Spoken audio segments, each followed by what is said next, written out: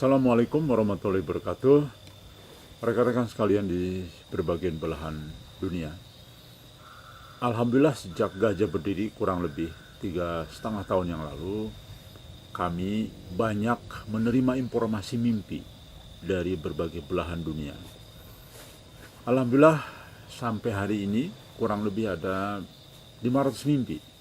Selain mimpi yang dialami oleh Muhammad Qasim. Jadi jelas di dalam teks hadisnya yang akan mengalami mimpi di akhir zaman itu banyak, jamak, bukan hanya satu orang. Jadi kabar kenabian atau al-mubasyirat atau ru'yah as-shadiqah, mimpi yang baik dari Allah sebagai kabar kenabian akan dialami oleh banyak orang, tidak hanya satu orang. Dan alhamdulillah tidak hanya Muhammad Qasim, ternyata kami juga banyak mendapatkan mimpi. Dan mayoritas alhamdulillah mimpi baik dari Allah. Kami tahu dari mana bahwa itu mimpi baik dari Allah. Pertama, ahli takwil mimpi dari Majelis Gajah menyatakan insya Allah itu mimpi dari Allah Subhanahu wa Ta'ala. Karena itu banyak simbol yang bisa ditakwilkan, kemudian ciri-ciri khasnya juga. Kemudian juga kami mengkonfirmasi kepada yang sang pemimpi bagaimana seperti apa ketemu dengan baginda Nabi Muhammad SAW atau ketemu dengan Allah Subhanahu wa Ta'ala di balik tabir. Alhamdulillah semua menjawab hampir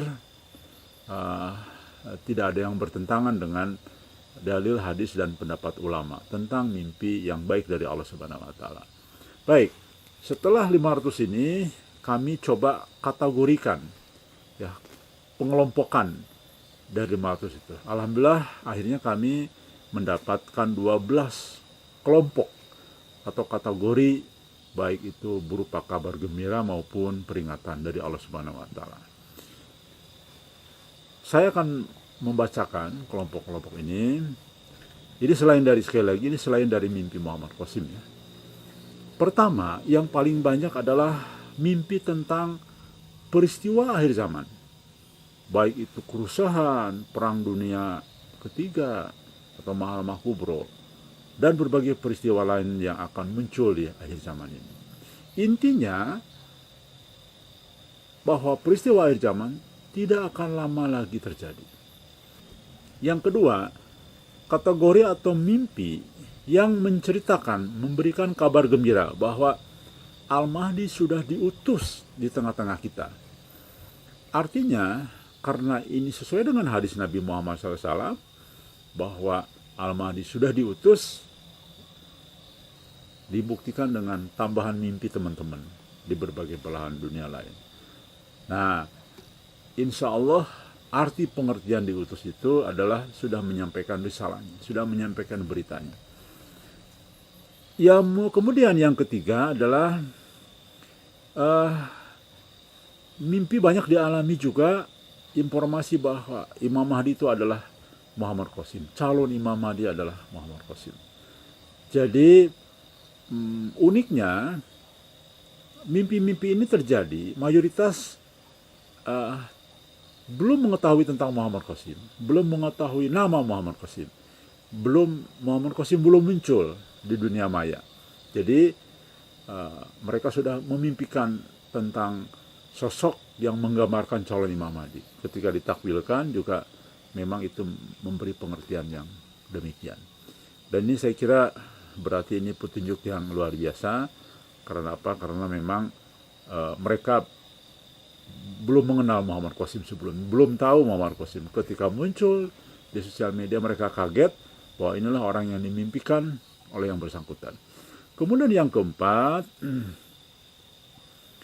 kategori mimpi teman-teman yang akan membayat Al-Mahdi. Jadi baik itu memimpikan orang lain yang akan membayat si fulan atau yang bersangkutan juga diberikan mimpi. Dan ketika ditakwilkan, artinya ternyata ahli takwil mengatakan itu isyarat bahwa dia yang akan membayat, salah satu yang membayat Al-Mahdi. Dan ini alhamdulillah sudah kurang lebih ada 8 orang yang sudah kami ketahui, termasuk informasi dari Muhammad Qasim. Salah satunya insya Allah adalah Muhammad Arif dari Brunei. Karena pada saat tawaf, dan insya Allah itu adalah peristiwa di Baiat, itu yang muncul di dalam mimpinya itu kelihatan hanya Muhammad Arif ya dari Brunei. Dan yang 7 orang lagi ini dimimpikan oleh teman-teman helper lain. Nah, saya kira untuk nama-nama ini yang lainnya tidak akan saya sebutkan, sesuai dengan komitmen kita supaya tidak ada ria, tidak ada fitnah, tidak ada ujub, kecuali yang Muhammad Qasim sudah sampaikan ya. Karena Muhammad Qasim kan memang mimpinya untuk disebarkan ke seluruh dunia. Kemudian yang berikutnya adalah tentang Dajjal. Jadi sosok personal Dajjal, ini bukan sistemnya ya, dalam mimpi itu personal Dajjalnya itu sudah muncul di tengah-tengah kita ya, dan sudah mulai banyak menakut-nakutilah dalam konteks mimpinya ya.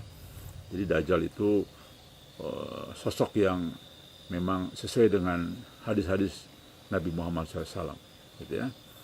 Kemudian yang keenam, kelompok mimpi teman-teman yang menggambarkan Muhammad Qasim sedang keliru jalan saat ini, sedang salah jalan, sedang cocok dengan mimpi Muhammad Qasim juga.